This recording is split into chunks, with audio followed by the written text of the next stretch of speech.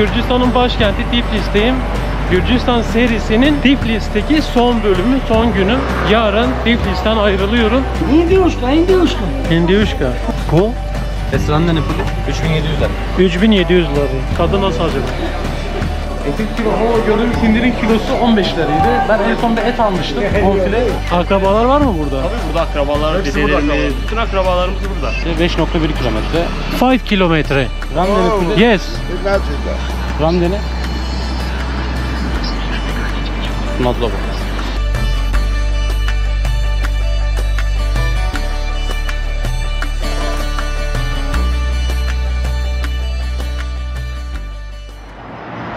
Merhaba. Nasılsın? İyi abi, sen nasılsın? İyidir. Ne yaptın? Ha bak abi, işler vardı. İyi. O yüzden biraz geciktim, kusura bakma. Yok estağfurullah. Arkadaşlar Koray Hostel'de tanıştık. Kendisi Çorumlu. Kendini tanıtır mısın? Yani ismim Recep Koray, 25 yaşındayım. Gürcistan'da hemen hemen bir senedir bu ülkedeyim. Bu ülkedeki kanunların, bu ülkedeki insanların tavır şeklini az çok öğrenmiş oldum. Yani sizinle bununla ilgili bilgiler paylaşacağım. Biraz böyle antipatik yerlere gideceğiz, müze gibi yerlere, ücretsiz bir şekilde. Yani size bu konuda bu videoda yardımcı olacağımı söyleyebilirim. Teşekkür ederiz. Rica ederim. Koray bize bu videoda eşlik edecek arkadaşlar. Yani bir rehber olacak bizlere. Başlayalım. Nereye gidiyoruz şimdi? Abi şimdi sana dün bahsettiğim parlamento binasına gidiyoruz. 100 metre ilerisi şurası komple parlamento binası. Bundan 5-6 ay önce bir seçim yapıldı burada. Bu seçimde hileli, Gürcü halkının dediğine göre hileli bir şekilde Cumhurbaşkanı adayı çıktı. Bu ülkede Avrupa ülkesine aday bir ülke olduğu için Cumhurbaşkanlığının bir konuşmasında Avrupa ülkesini istemiyoruz, Rus kanunlarına göre ilerleyeceğiz yani. Fakat Gürcü arkada şey diyor işte, biz artık kendi haklarımızı kullanmak istiyoruz. Yani Gürcistan halkı olmak istiyoruz diyor. Ve Avrupa Birliği'ni geri istiyoruz diyor. Bundan sebep bundan 2-3 hafta önce şu gördüğünüz parlamento binasına silahlı saldırılar yapıldı. Buraya mı? Tabii havai fişekli saldırılar yapıldı. Hatta Buraya o zaman çekmemeliyim. yol çekimiz. Seni çekiyormuş gibi çekebilirim ancak. Yol çekim yapabiliyorlar, sıkıntı yok. Vallahi. Bundan 2 hafta 3 hafta önce çok karışık burası. Evet. Her akşam yollar kapatılır, burada bir protesto başlar. Protesto dediğim nedir? İşte herkesin toplanıp böyle artık kendi haklarını savunmak istediği yerdir burası. Burası Bu akşam videoda 9'dan gördüğümüz yer burası mıydı? Tabii. Ben videoda görmüştüm. Burada mı toplanıyorlar? Tabii burada toplanıyorlar ve yani şöyle söyleyeyim, 3 hafta önce burası çok karışık. Biraz Burası da sakinleşti mi peki? Şu an sakin, evet. Sakinleşti. Ya zaten baktılar kolluk kuvvetleri baş edemiyorlar. Evet. İzin verildi protestoculara. Burada kar yağsın, kıyamet kopsun, protestocular buradan hiçbir yere ayrılmaz. Baya büyükmüş ya. Parlamento binası. Devasa büyüklükte. Bizim Türkiye Büyük Millet Meclisi gibi düşünün, burası da parlamento binası. Aslında buraya gelecek arkadaşlara şunu söylerim. Burada hapis cezaları çok yüksek. Mesela burada bir Gürcüyle tartışmanız 2 ile 4 yıl arasından yargılanmanızı sebep oluyor. Oo. Burada bir Gürcüyle tartışmayın. Buradaki Gürcüler bağırarak konuşur. Biz bunu kaba olarak anlarız. Bize bana ne bağırıyorsun, hayırdır gibisinden anlarız. Ama insanlar böyle konuşuyor. Biraz bağırarak konuşuyor. Yapıları öyle. Tabii, yapıları öyle. Burası da parlamento binası.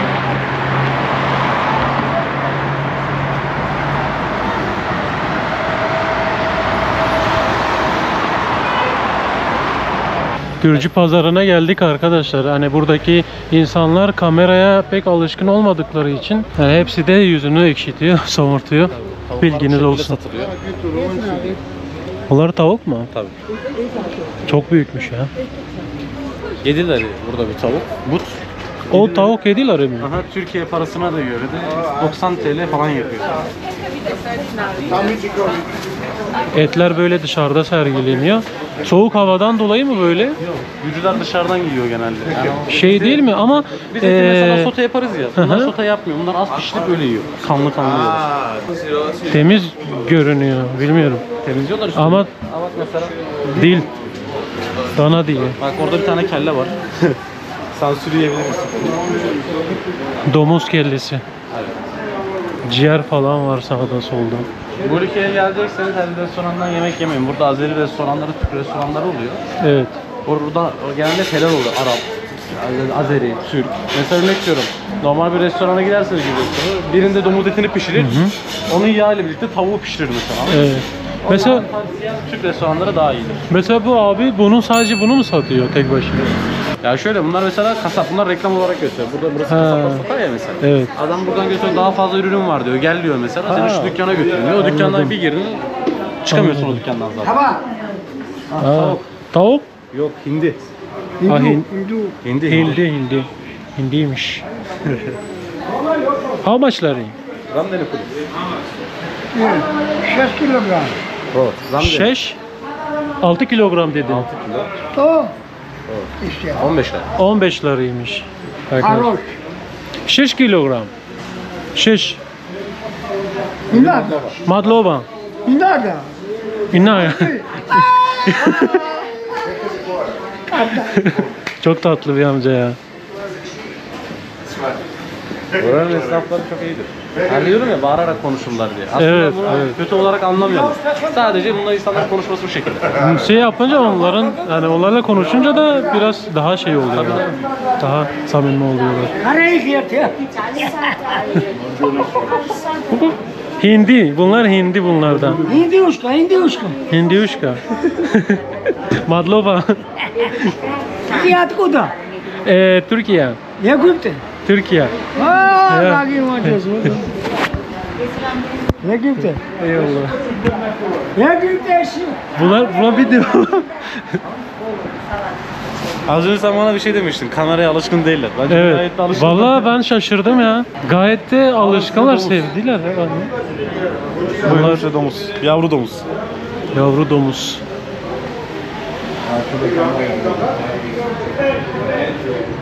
Buradaki domuzlar 3 aylıkken kesilmeye başlıyor. 3 aylıkken kesiyorlar. Etin kilosu ne kadar dedin? Etin kilo, o gördüğümüz hindinin kilosu 15 liraydı. Ben en son bir et almıştım. Bonfile. Normal dana eti falan. Dana eti işte bonfile almıştım. Bonfileyi ne kadar aldım? 3 kilo geldi. 45 lira para diyor. 16 liradan falan geliyor. 15 lira diyelim. Yani 15-16 lira. Çok ucuz et, tavuk vesaire bunlar çok ucuz. Domuz eti daha da ucuz tabii ki. Bayağı ucuz. Bunlar da şey peynir. Peynir, kaşar. Sen az çok onların dilini biliyorsun. Yani bir senedir falanımız olduğu için. Daha iyi. Sormaya şey Tabii yapmaya. de, yani örnek veriyorum marketten bir şey isteyebilecek kadar, yemek isteyebilecek kadar biliyorum. Anladım. Buraya geldiğinizde şeye çok dikkat edin. Örnek veriyorum burada mesela Türk olduğunuzu anlayıp taksiciler çok dolandırmaya kalkıyor. O yüzden uygulama. Tabii o yüzden uygulama. Mesela örnek veriyorum uygulamada 3 lira yazar ama normal bir taksiye gidin 30 lira der. Hatta bunun denemesini yapalım isterseniz. Doğru. Uygulamadan bir gösterelim ne kadar olduğunu sonra bir taksiye çevirelim söyleyelim. Onun 50 katı veya 20 Onun katı uygulamasını söyleyelim. yapalım. Yapalım uygulamasını. O deneyi bir yapalım arkadaşlar. Şu an 5 Önce lira bir yazıyor. gösterelim ne kadara Aynen. gittiğini. Ben Şuradan- baktığımda 5 lira yazıyordu galeri. Bak 5.1 lira. 5.1 lira. Şimdi, Şimdi taksiciye bir soralım. taksiciye soralım. Uygulamayı göstermeyeceğim. Aynen, aynen. Haritalardan göstereceğim ki hiç çatlamasın.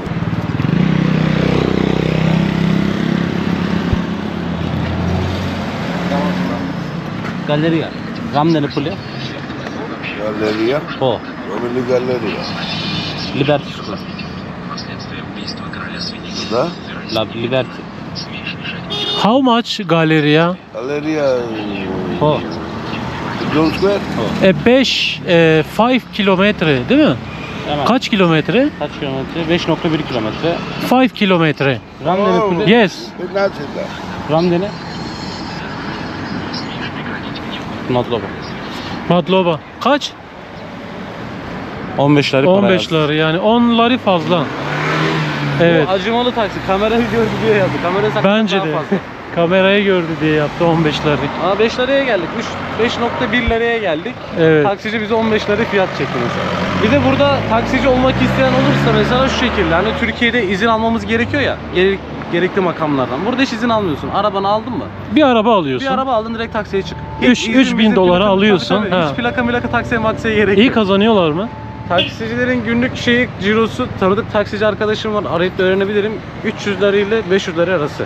Günlük yani Tabii. Türk lirasıyla 7-8 yaklaşık bin lira. evet 8 bin, 9 bin lira falan. Ya düz 10 çok bin lira. iyiymiş. Çok iyiymiş. Bir de buradaki arabalar hibrit, elektrikli olduğu için şey yapmıyorlar. Ne derler ona? Yakıt yakmıyorlar. Yakıt yakmıyorlar evet. Biz mesela her taksici Elektrik de Türkiye'de ucuz zaten. Tabii tabii. Her şey ucuz. Türkiye'de taksici her gün bir depo fulluyor ama buradakiler haftada bir kere, 2 kere gittiği yola bağlı. Buradan Batum'a taksiyle gitmek isterseniz de 270 lirayı tutuyor. Yani 100 dolar oluyor bu. 100 dolardan bir kuruş fazlasını da vermenizi tavsiye etmiyorum.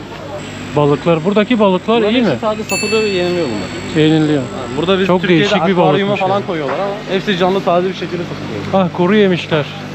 Fiyatları da yazıyor. 10 lari değil mi? 15 lari. Evet. 13 lari, 12 lari böyle. Fındık, taze fındık. Çok büyükmüş. 10 lari. Evet. Çok ucuz bunlar. Evet. Hindi ama hepsi. Tabii normalde tavuk ürünü nerede bekler? Dolapta bekler. Evet. Bunlar dışarıda bekler ve çok sarı olur, sapsarı oluyor. Mesela denk gelirsek pazarda göstereceğim. Balıklar var mesela. Balıklar hep dışarıda böyle sinekler bağlamış başını. Çok iğrenç bir şekilde yiyorlar onu. Çiğ yiyorlar bir de balığı. O Çiğ. balıkları. Göstereceğim o balıkları bulursak. Dışarıda bekleye bekleye bozuluyor işte. Benim hayret ettiğim konu biz yesek zehirleniriz. Bu Gürcü halkı nasıl yiyor bunu? Belki de artık alışma şey. Ya alışmakla değil. Onlar da insan, biz de insanız. Onların yediğini biz de yiyebiliyoruz ama biz Hindistan'da yesek yemek yer misin? yerim. Ama onlar yiyor. Ben Hindistan Yer misin? gittim. Video Zehirlenirsin gitmek ama. Çok istedim. Gitmek çok istedim. Videolarda da gördüm. Evet. Bazı yemekleri var mesela yenir. Hindistan'ın bazı Evet. yemekleri. O sokak lezzetlerinden bahsediyorum Hani ben. internette, Instagram'da görürüz ya, adam ayağıyla kesiyor et parçalarını Evet. falan. Onlar mesela gerçek mi bilmiyorum onu. Ne kadar doğru, ne kadar yanlış. Bana gerçek gibi gelmiyor ya. Kim ayağında Vallahi. kestiği şeyi yer ki? Bak burada portakal 5 lari. Maydanoz 8 lari, 6 lari. Nar 5 lari. Domatesin kilosu 6. Bu peynir, Beyaz peyniri soralım. beyaz peynir 4 fiyatlar liraymış. Söyledi 12 liraya. 4 lariymiş. Kilosu değil mi peynir? Evet, kilosu otki. Yani 4 lira oldu. Otke. Otki. Otki. Ha. Otki diye söylüyorlar. Otki. Aynen. Otki. Otki. Yumuşak Y'ye bastırıyorsun biraz orada. Otki. Bunlar bir de otki dediğin zaman anlamazlar, otki dediğin zaman anlamlar. Otki. Evet. Etler böyle dışarıda. Roka 2 lari. Tanesi. Roka. Tanesi 2 lari.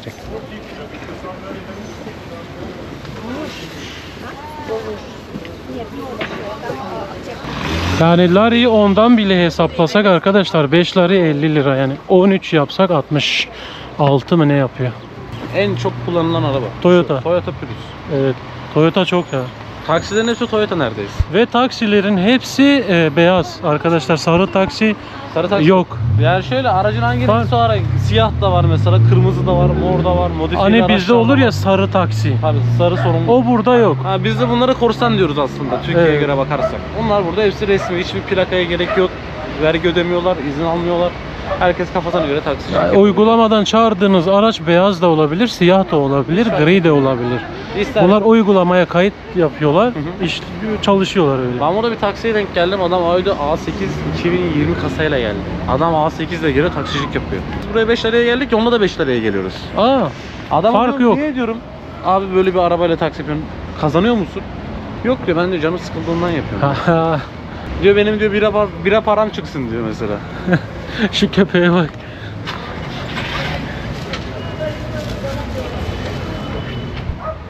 Nasıl, rahat mısın? Valla böyle buraya girmiş, Oh. yatıyor. İşini biliyorsun ha. Baksana köpeğe. Gürcistan'da köpek çok arkadaşlar. Ve köpeklerin hepsi cins. Hep cins değil mi? Mesela sivile kurduğum Madlova. köpeği. Bir önceki videoda da köpeklerden bahsetmiştim. Belki izlemeyenler olur. İzlemeyenler için söylüyorum bunu. Burada gezerken karşıya bakmayın. Yani yere Bak, bakarak buralarda gidin. karşı Her yok an ki, sorun yok. bir köpeğin dışkına basabilirsiniz. Evet. Orası öyle.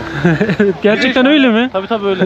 Ya bir de şöyle bir yollarda karşıdan karşıya geçebilirsiniz ama büyük ana yol, 2 şerit, 3 şeritli yollardan karşı Ha, buralarda bir şey olmaz. sıkıntı Pazar yeri çünkü. Eğer görürsek göstereceğim. Eğer o gibi yerlerden geçerseniz 280-260 liraya yakın bir para cezası oluyor Evet. bunun. Bu para cezasını ödeyemeden de ülkeden çıkamıyorsunuz. Mesela size 2 gün bir süre veriliyor.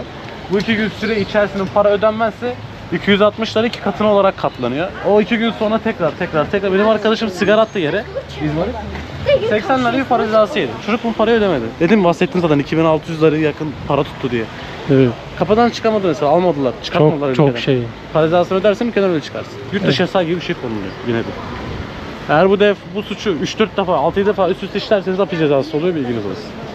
Yere izmarit atarken 4-5 defa bakın sağa sola. Şimdi böyle güzel bir çarşıya geldik. Çok güzel bir koku geliyor. Baharat kokusu, şeker kokusu, kuru yemişlerin kokusu falan geliyor ve burada da hediyelik eşyalar da var. Ve hediyelik eşyalar satıyorlar. Burası Eminönü işte. Eminönü. Evet. Kahve satıyorlar.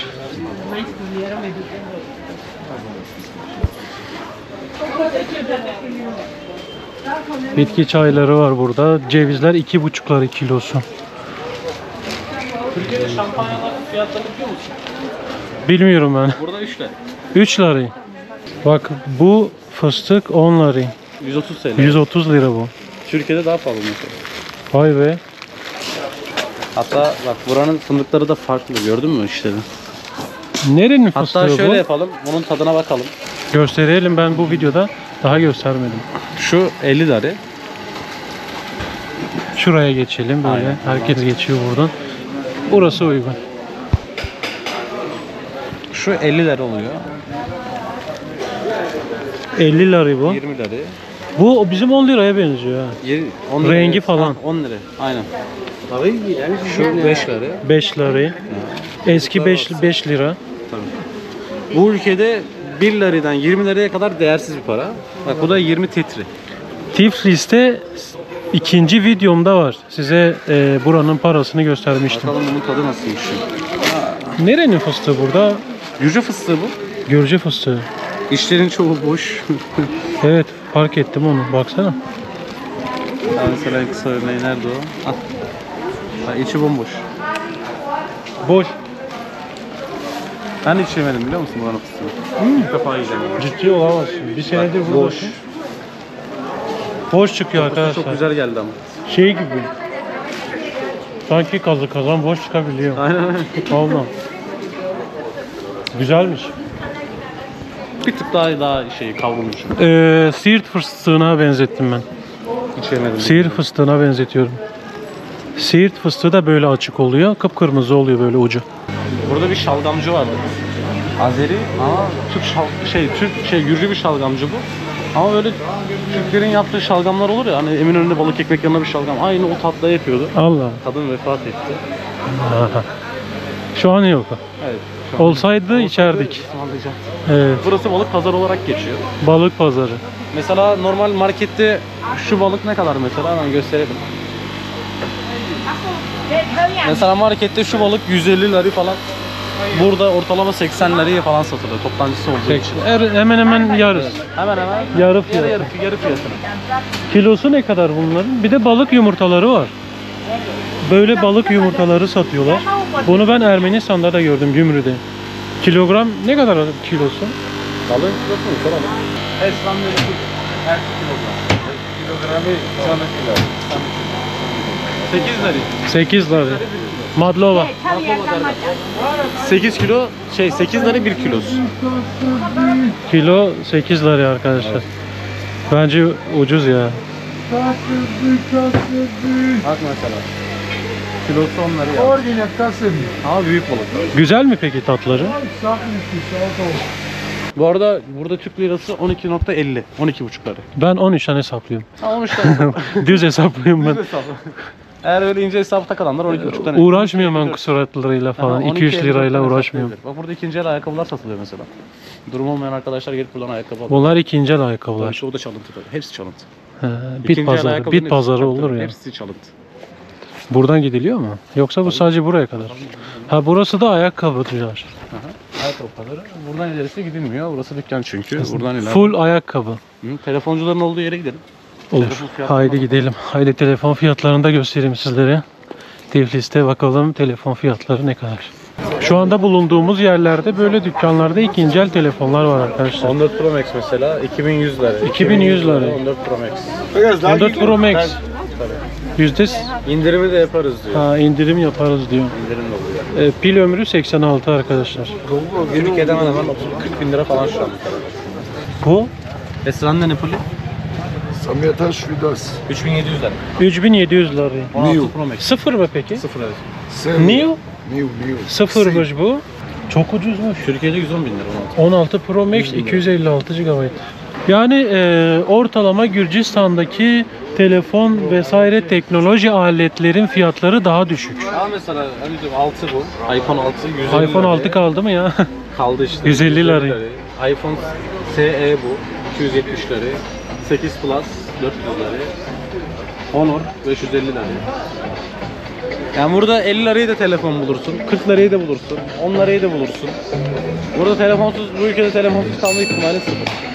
Ya Ne kadar bir ucuz telefon olduğunu. almak isterseniz arkadaşlar genelde aldınız. Mesela Apple bayisinden 15 Pro Max aldınız. Ne kadar aldınız? Bunu 1500 dolar aldınız değil mi? Direkt tax free almanız gerekiyor. Bu tax free dediğimde şey şu. Kapıdan çıktıktan sonra %11'lik bir vergi iadesi oluyor. Sana kapıda diyor bu ülkemizde vergi yok. Al sana bu vergi iadeni, sana 150 dolarını geri iade yapıyorlar. Eğer bu vergiyi almadan ülkeden çıkarsanız o vergi iadesinden geri alamıyorsunuz. Evet. İkinci el telefon almak isterseniz de muhakkak garanti belgesi şey sorun. Yani şu firmanın şeyi oluyor, faturaları oluyor. Fatura kesmek zorunda oluyor. Mesela ben bu telefonu aldım.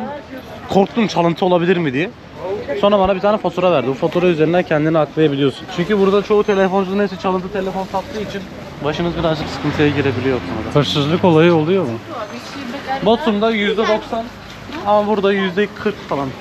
%50'lik bir oran oynuyor bu. Badem 22 lira kilosu. Fındık böyle ayıklanmış.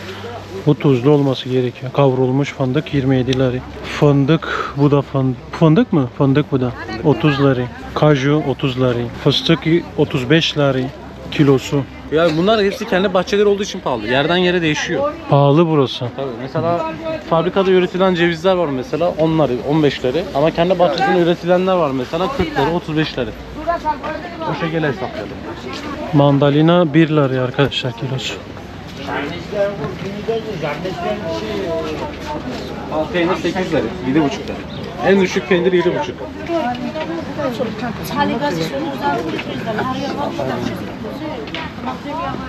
Kilosu mu 3,5 yoksa tam? Tamam. Yani 40 lira. 50 lira diyelim bize. 50 liraya Evet. bir tanesi. Muzun fiyatı ne kadar? 2 lira. 2 lira değil mi? Evet. Muzun fiyatı 2 lira.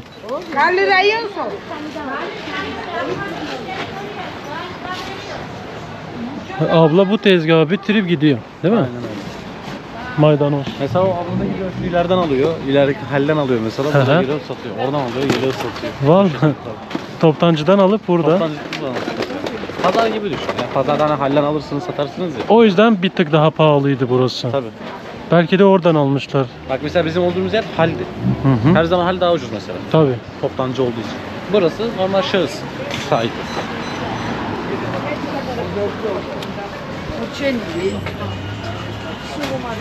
Gürcülerin yöresel lezzetlerinden biri olan haçapuri yemeğe gidiyoruz.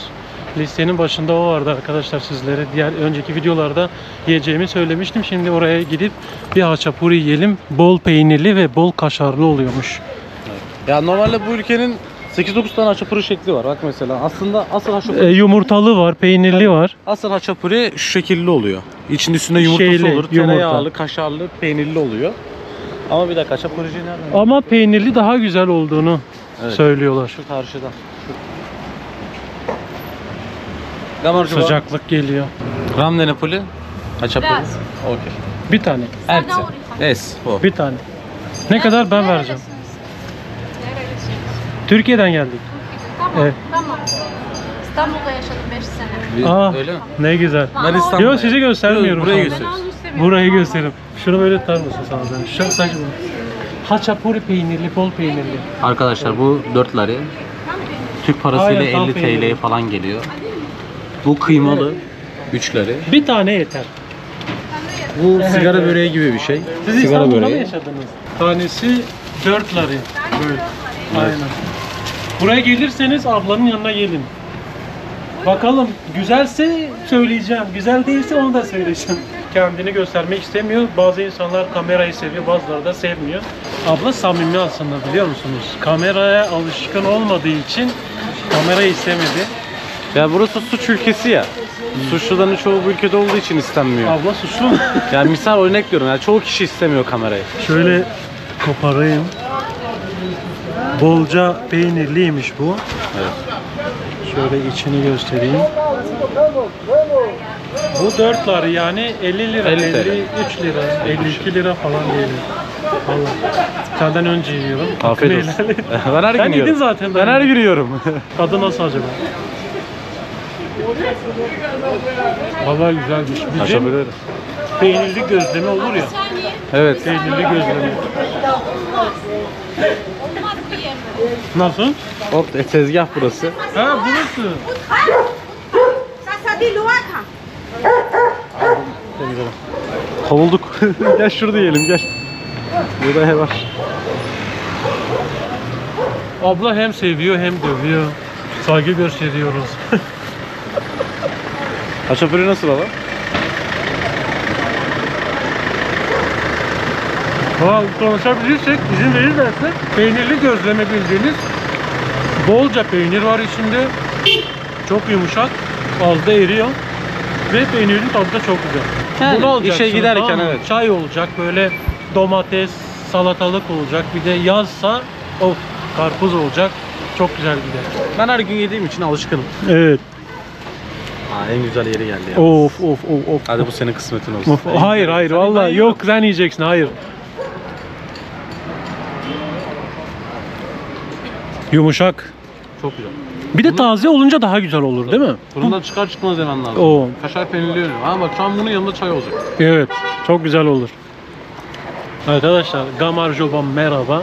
Matloba teşekkürler. Zaten bunları kullanacaksınız. Merhaba. Aldın mı? Teşekkürler. Ara hayır demek.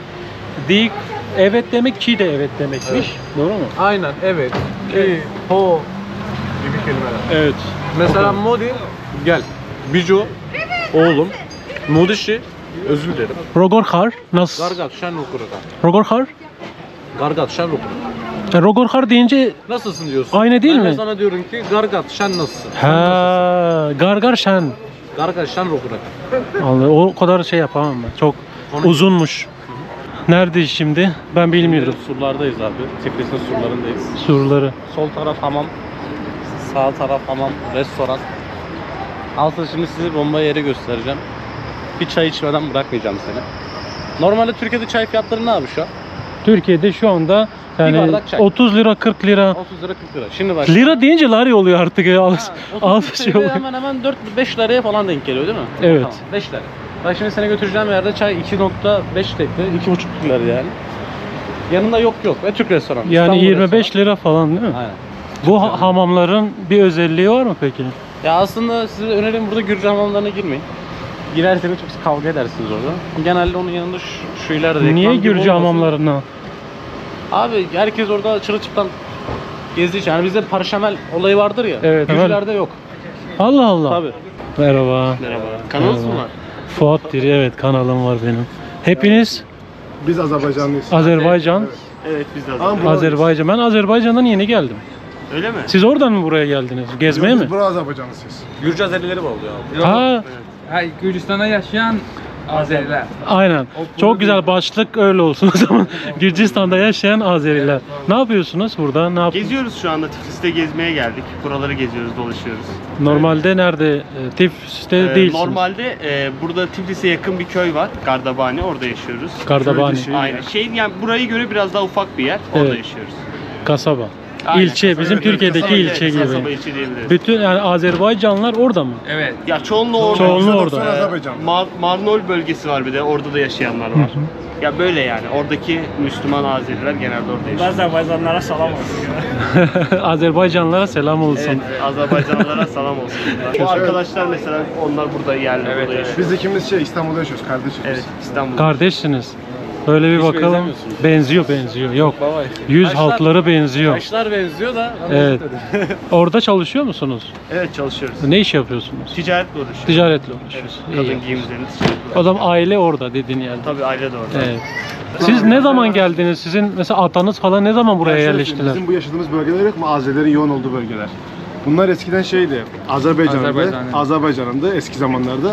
Sonra Sovyet zamanında falan işte buraya geldi. Gürcistan'a şey oldu. Ayrıldılar. Evet. Ya Sınır çizdiler. söylentiye göre Nadirşah zamanı Gürcü kralına hediye edilmiş. Öyle, ben öyle bildim. Tam derin bilmiyorum. Mesela Gardaman ve onun bölgesinde onlar Marneol var. Borsalı diyorlar. Karayazı buranın hepsi Azeriler, yani Azeriler yaşıyor. Doğma büyüme Azeriler. Bizim bölgemizin adı Karayazı normalde. Karayazı ama şu an Gardabani. Karayazı. Karayazı. Türkçesi Aslında Karayazı. Evet. Karayazı'ydı, evet. İlk başta Karayazı'ydı. Karapapaklılar da belki biliyorsunuzdur. Karapapaklılar. Karatürk diyorlar şu an. Akrabalar var mı burada? Tabii burada akrabalar, Hepsi burada dedelerimiz, akrabalar. bütün akrabalarımız burada. Sık sık Bu gelip benim akrabam gidiyoruz. mesela. Bu akrabam, kuzenim. Akraban. Akrabam. Çok memnun oldum. Eyvallah. memnun oldum. Kendinize çok iyi bakın. Sağ olun. Eyvallah. Çayımız böyle geldi. Burada çay bu şekilde servis yapılıyor. Yanında böyle lokum geliyor. Türk lokumu. Türk lokumu. Rize çayı. Bize çayı. Çay ayırımı yapmıyorum ben çünkü çay sevmiyorum zaten de içsem de içerim. Normalde mesela benim seninle buluştuğum yerde ben kafedeydim mi çay ısmarladım sana. Normalde orada çay nasıl geliyor biliyor musun? Demlik halinde geliyor. Onlar İran'da da öyle, Azerbaycan'da da öyleydi. Böyle demlik halinde demlik geliyor. halinde geliyor. Onları mesela. Kaç bardak çıkıyor? 8 bardak, 7 bardak falan çıkıyor. Çok iyi.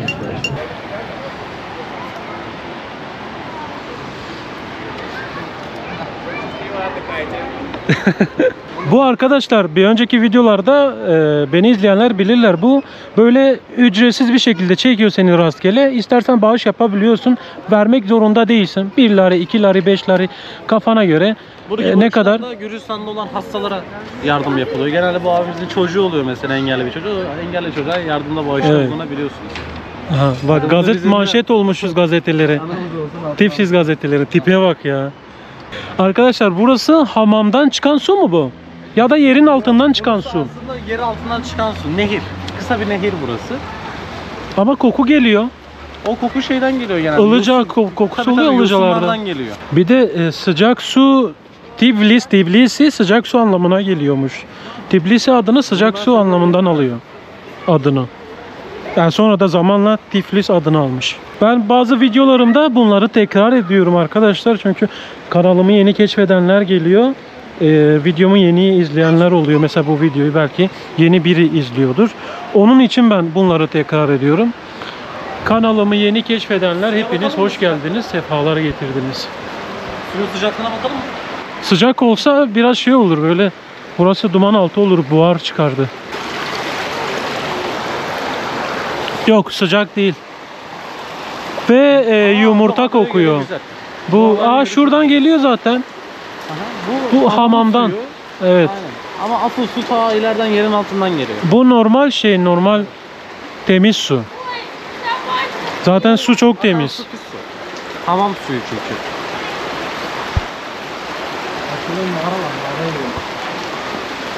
Burada şöyle bir gerçek varmış. Tabii bana bunu anlatanlar söylüyor. Bundan 40 sene önce, 30 sene önce belki daha önce olan bir şey.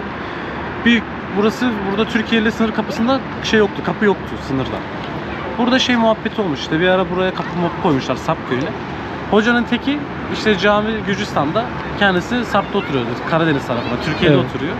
Sabah namaz okumaya gidiyor, namaz okumaya. Aradan biraz zaman geçiyor, bir bakıyor ki her yerde tel var, her yerde kapı var bir yandan. Evet. Köyün imamı Türkiye'de kalıyor, camisi Gürcistan'da kalıyor. Ne kadar doğru bilmiyorum, ben öyle bir bilgi almıştım. İlginç bir hikayeymiş. Sovyetlerden önce dediler bana. Sovyetlerden önce. Evet. Sabah bir uyanıyor Sabah bir uyanıyor, aha, tel örgülü. tel örmüşler, kapı Tel koymuş örmüşler. oraya, sınır kapısını. Cami Çok okuyacaksın, eskiden, kimliğinle çok giriş eskiden. yapıyorsun falan böyle camide namaz kılıyorsun. Geçemiyorsun falan. Geçemiyorsun falan. Çok saçma yani. Arkadaşlar evlerin mimarisi çok güzel değil mi ya? Yeni fark ettim. Buraya çıkınca fark ettim. Orada yürürken hiç böyle yukarıya bakmadık ya. Gerçekten çok hoş, çok güzel. Her ev farklı bir renkte boyanmış. Mavi, sarı, gri. Böyle. Ve büyük bir ihtimalle gece ışıl ışıl oluyordur şunun gibi. Şu anda hamamın terasındayız. Evet. Terasında avlusu zaten şurası. Burası böyle yapmışlar gelip burada. 6 tane Alman var bu arada. Şu Kaç tane? 6-7 adet. O çok varmış. Tabii. Buranın fiyat bilgisini vereyim. Buranın giriş ücreti 150 lira.